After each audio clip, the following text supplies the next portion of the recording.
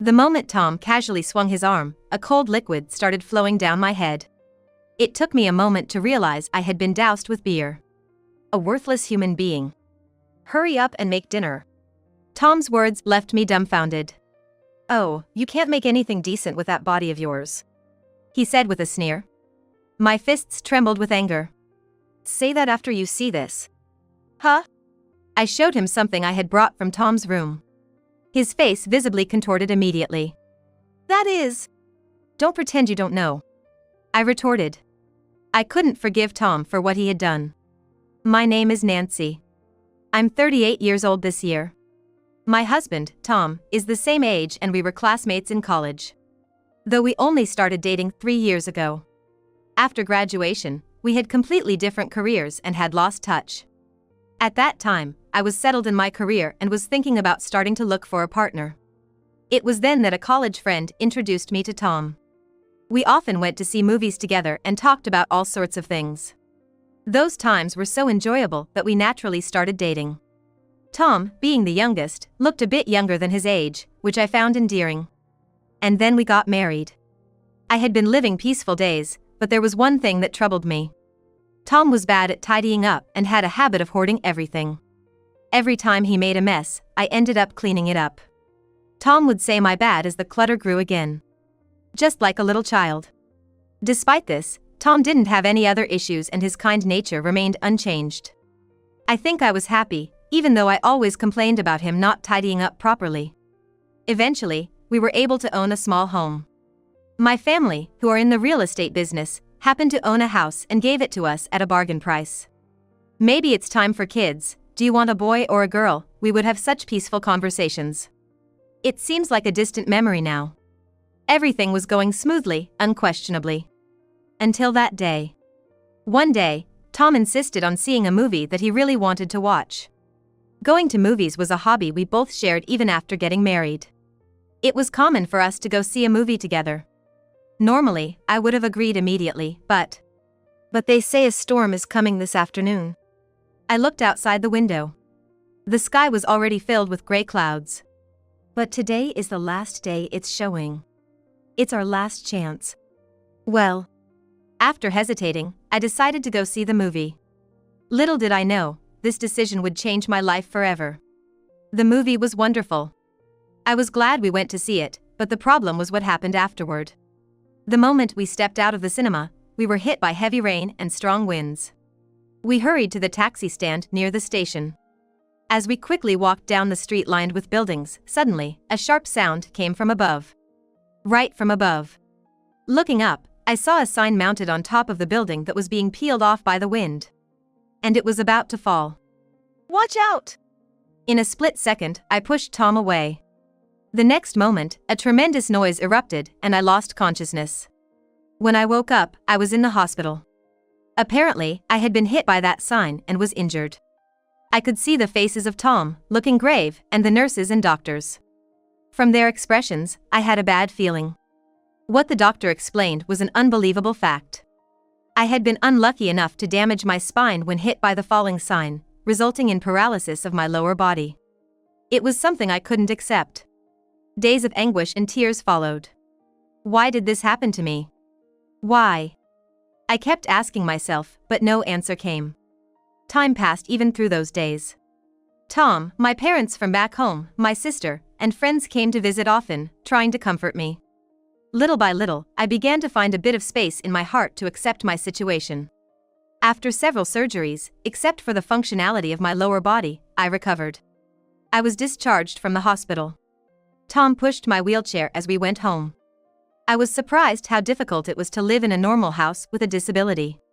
Everything required asking for help from someone else. I'm sorry, it's all because I insisted on going to the movie. Tom apologized with a face about to cry. It's not your fault, I said, smiling. To get used to reality a bit, I had to do what I could on my own. Still, there were limits, and of course, I had no choice but to quit my job. And I couldn't properly do housework either. In a wheelchair, even minor movements took an excessive amount of time. Tom took over the household chores, trying his best in my stead. As days passed, insurance money came in, and due to the construction company's negligence, compensation was paid. I casually mentioned to Tom what I had been thinking. Can we use this money to make our house wheelchair accessible? It's hard to move around in it as it is. I thought Tom would agree immediately, but... Oh, yeah. I see. His response was hesitant. The uneasy feeling that washed over me wasn't just my imagination. Looking back, if I hadn't ignored that premonition, things might not have gotten as bad as they did. At first, Tom diligently took care of me and did the household chores. But gradually, I felt as if I could see weariness on his face. One time, Tom started speaking wearily. Sorry, Nancy.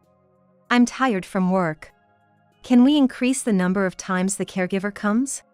Tom had arranged for a caregiver to come in the mornings for assistance since he was at work. But since it wasn't a 24-hour arrangement, there were times I inevitably had to rely on Tom. This included meals and going to the bathroom, among other things. I always felt sorry, yet I ended up depending on Tom too much. Right, thank you for everything. I'll ask to have them come on weekends too. So, we increased the frequency of the caregiver's visits, but as a result, Tom started coming home later and later. I've been busy lately. I already ate dinner, so I'm good. Good night. As soon as he got home, Tom entered the bedroom, looking annoyed.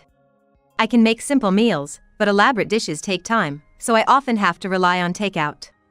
I was worried that Tom would get tired of eating the same kind of meals. I really wanted to manage some proper cooking. While I was pondering, I fell while trying to get off the wheelchair into the bathroom. Thanks to the renovation, there were handrails in the bathroom, but once I fell, it was difficult to get up by myself. I had no choice but to call out loudly for Tom. Tom! After a while, a sleepy-looking Tom came. Can you help me up? What a pain. What? I was shocked by Tom's muttered response. Tom roughly helped me back into the chair. Here, you're good now. Give me a break. I was just about to go to sleep. I was shocked by Tom's cold way of speaking. This had never happened before. The stress of caring for me must have built up too much for him.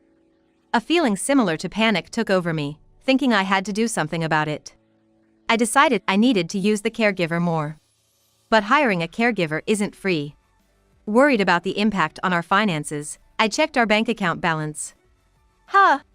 There should have been some of this month's disability support left. But almost all the balance was gone. I did the math, but I don't remember spending it on anything special. Maybe I should ask Tom.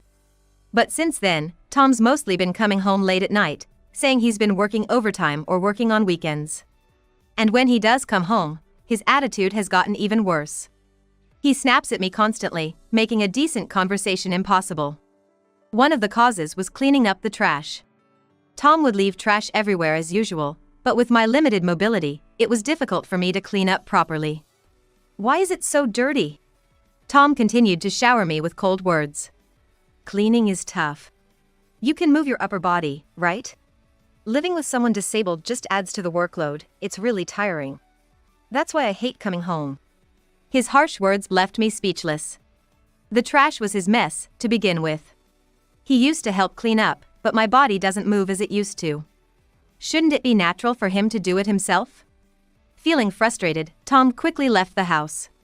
I sighed, looking at the messy house. No choice, I'll have to ask the caregiver.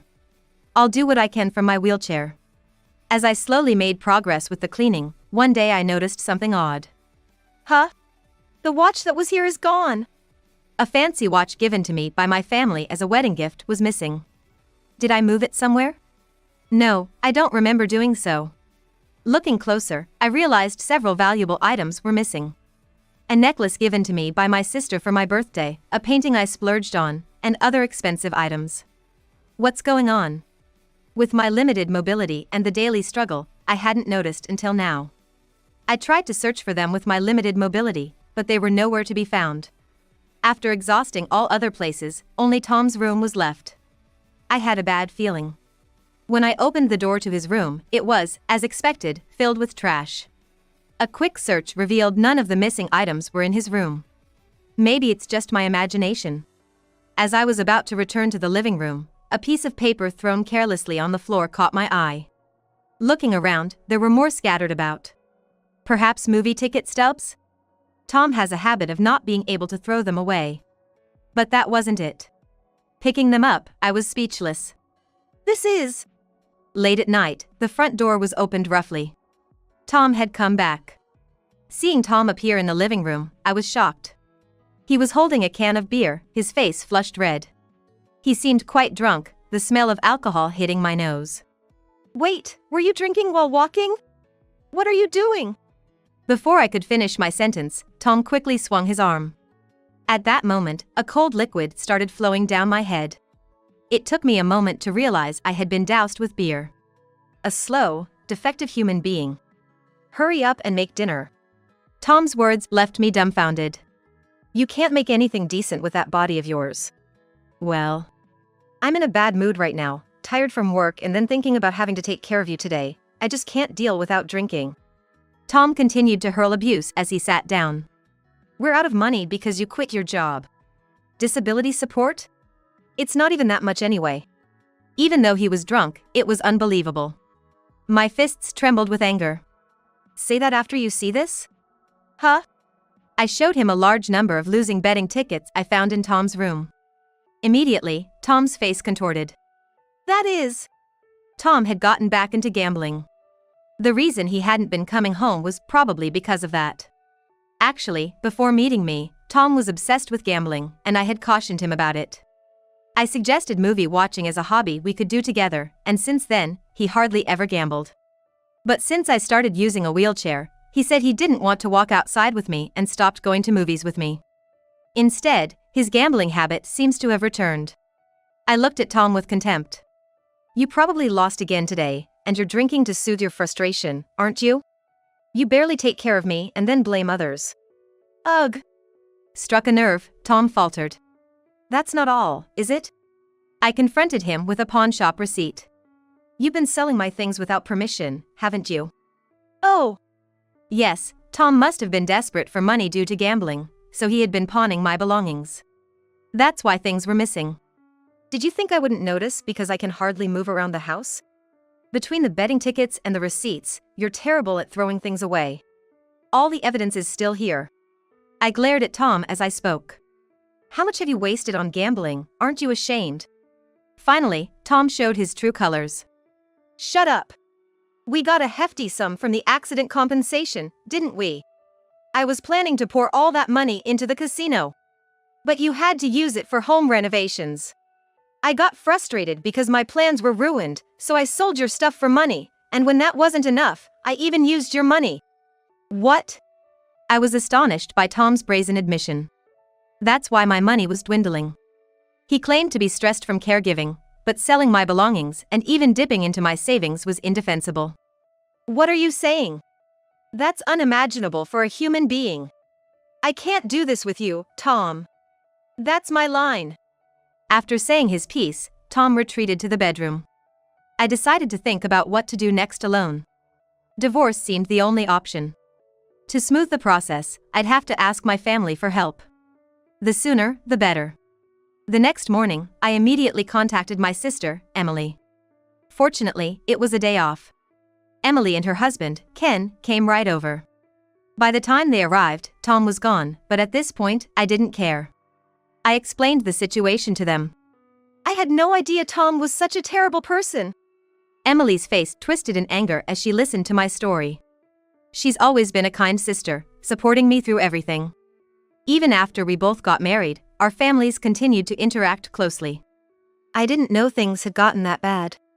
I thought you two were getting along well, especially after the accident. Ken, with a serious expression, murmured. Sorry for the suddenness. I didn't want to worry everyone, so I kept quiet. But I can't take it anymore. Drowning in gambling and selling my stuff, even dipping into my money. I can't forgive that. Despite my raging anger, Emily and Ken advised me to stay calm. Getting heated would only play into the other's hands. We discussed handling the situation calmly from here on out. First, we'll go to the pawn shop and see if we can get back the items that were sold. Thank you, Emily. I'll help too. Here's my office's phone number. Call me if anything comes up. Ken said, pulling out a business card from his breast pocket. It read Ken Smith, director of the law office. Yes, Ken is a lawyer. What Tom did is inexcusable, but spousal embezzlement falls under a category that often gets exempt from criminal charges, frustratingly. So, as it stands, we can't do much. However, if the divorce talks don't progress smoothly, I can offer support.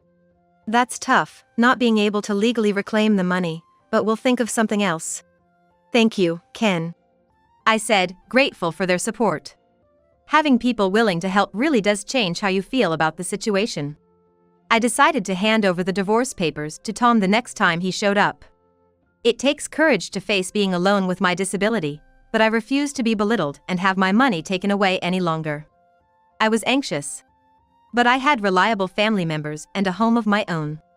I have to take the first step. However, Tom had vanished since that day. Perhaps he had gone back to his parents' house. He didn't answer calls or reply to messages, making it impossible to discuss divorce. As days passed with me holding on to these unresolved feelings, Emily and Ken frequently checked on me. I insisted I was fine, but deep down, I was thankful. I managed to buy back the necklace I gave you as a present. I couldn't retrieve the other items, though. Emily said, handing me the necklace. Really? Even getting this back is a relief. I felt a wave of relief wash over me. Wearing the necklace again, I vowed in my heart. To selfishly sell precious memories for gambling is just too cruel. Tom needs to deeply reflect on his actions. One day, not long after, both Emily and Ken were visiting, discussing the stalled divorce and the possibility of taking it to court, when suddenly, Tom barged in with his parents in tow. It's been a while, Nancy. I have something to talk about. Surprisingly, he brought my in-laws with him. Though we hadn't interacted much since our wedding, Tom's parents had always doted on him. I had a bad feeling about this. Emily and Ken instinctively stood in front of me. Let's not stand around, have a seat, Tom. Emily suggested, guiding us to sit in the living room. To cut to the chase, I want a divorce and am asking for your money. What? I was taken aback by his sudden demand. Then, his mother interjected. Since your disability, Tom has been living a caregiver's life, right? So, he had no choice but to gamble for stress relief. In a way, he's been mentally suffering because of the caregiving. So, we were wondering if you could pay him. We were dumbfounded by such absurd reasoning. In reality, we were the ones who should be asking for money. I never thought Tom's parents, whom I considered to be blindly doting, could be this terrible. Truly, the apple doesn't fall far from the tree. I'm sorry, but that argument won't hold. Ken immediately intervened. Tom, with a defiant look, retorted. Ken, this is a matter between my wife and me. Can we keep outsiders out of it? I'm not an outsider. Nancy is my client. What? Oh. Tom seemed to remember then that Ken was a lawyer. Oops. His realization came too late. I had already consulted Ken about the divorce, and the retainer was paid. Ken's involvement wasn't just a familial courtesy but a professional engagement. Well, if this continues, we'll be heading to divorce mediation. Judges typically consider the standard market rates, and such unreasonable demands are unlikely to be approved. Moreover, you've unlawfully sold Nancy's belongings and misused the funds, which can be proven with receipts. You realize this looks extremely bad in the eyes of a judge, right? Ken explained calmly, leaving Tom at a loss for words. Things moved quickly from there. Tom, grumbling complaints, nevertheless signed the divorce papers. I was surprised when he started talking about money, but it turned out Tom wanted the divorce as well. Once that was decided, things moved quickly. Fine, this is what you want, right? With those parting words, Tom made to leave our house. But I had something I needed to say and stopped him. Wait, Tom. It's not just about the money. You've made so many derogatory comments about my disability. I can't just let that go. Will you take them back? Yeah, my bad. Tom threw the insincere apology my way and quickly left with his parents. Right after that, Emily opened up. Wow, his attitude is just the worst. It's so obvious he's just paying lip service. It can't be helped.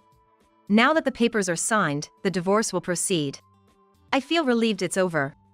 I thanked Emily and Ken once more. I thought I'd have no more dealings with Tom. But a while later, one day, my phone rang and I hurriedly picked it up. Hello? Nancy. It's me. Tom? What do you want now? I was on guard, wondering why he would call after all this time. Tom began speaking weakly. I've had an accident. What he told me next was shocking. Apparently, Tom had been involved in a traffic accident since we last spoke. Fortunately, he survived, but the injuries from the accident left him paralyzed from the neck down. His parents, who had doted on him so much, couldn't handle the caregiving and had placed Tom in a facility. Having found himself in such a situation, Tom finally understood the terrible things he had done to me and tearfully apologized. I never realized how hard it was. I'm truly sorry for everything. I didn't think about you at all. I'll repay the money I stole, bit by bit, from my disability support. Tom. I was surprised to hear Tom speak so humbly. Only after experiencing such a fate did he seem to understand how arrogant he had been. Tom's words weren't like the half-hearted apologies before, they came from a place of genuine regret. While I had longed for a heartfelt apology, fate's irony in bringing it about this way was bitter. Life is full of unexpected events. Overcoming such adversities, I suppose, is also a necessary part of life. After talking to Tom for a while, I quietly ended the call. Years have passed since then. I still live in this house. The barrier-free renovations have made it comfortable to live in, and I've gradually adapted to living alone. My sister and her husband will soon be moving nearby due to a job transfer, which is reassuring. And there's been good news. I was contacted by my former workplace. With the progression of remote work, they offered me a job I could do from home. While the salary is a bit lower than before, combined with my disability support, it makes for a decent income. And another thing. My hobby of movie watching paid off. While it's difficult to visit cinemas in a wheelchair, recent streaming services have made it possible to enjoy movies from home. I've been diligently writing reviews on my blog, which caught the attention of a publishing house, leading to a book deal. I was overjoyed. After becoming disabled, my life changed drastically, and I had despaired over my misfortune. But not all experiences have been bad. I'm glad I didn't give up and kept trying, even just a little at a time. Yes, with a bit of ingenuity and courage, even someone with a disability like me can find things they can do. Never giving up hope is essential. With this in mind, I vow to continue living positively.